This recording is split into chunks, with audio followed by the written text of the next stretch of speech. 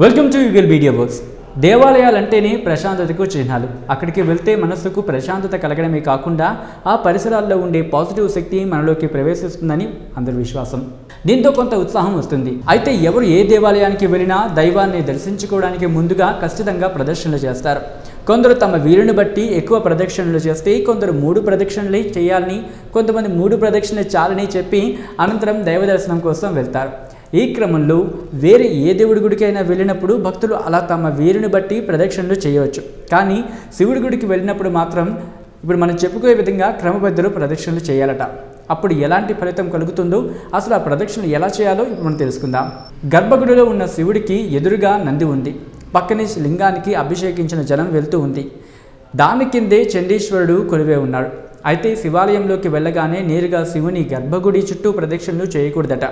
ముందుగా నందీశ్వరుని వద్ద ప్రదక్షిణ ప్రారంభించి చండీశ్వరుని వద్దకు వెళ్ళి ఆయన దర్శించుకొని మళ్ళీ వెనక్కి రావాలి. అలా ఓ ప్రదక్షిణ చేయాలి. ఒకసారి చండీశ్వరుని దర్శించుకొని వెనక్కి వచ్చి నందీశ్వరుని వద్ద ఆగి అటు నుంచి గర్భగుడి మీదుగా లింగాన్ని అభిషేకించే జలం వద్దకు రావాలి. అక్కడి నుంచి వెనక్కి తిరిగి నందీశ్వరుని వద్దకు వచ్చి ప్రదక్షిణ పూర్తి చేయాలి. ఇలా 3 సార్లు చేస్తే చాలు. దాంతో ఎంతో ఫలితం కలుగుతుందట. సాధారణంగా భక్తులు దేవాలయాల్లో 3 సార్లు ప్రదక్షిణలు చేస్తారు కదా. కానీ ఇప్పుడు మనం చెప్పుకున్న విధంగా శివాలయంలో ప్రదక్షిణలు చేస్తే అది 10,000 ప్రదక్షిణలతో సమానమట. దీని గురించి లింగ పురాణంలో చెప్పారు.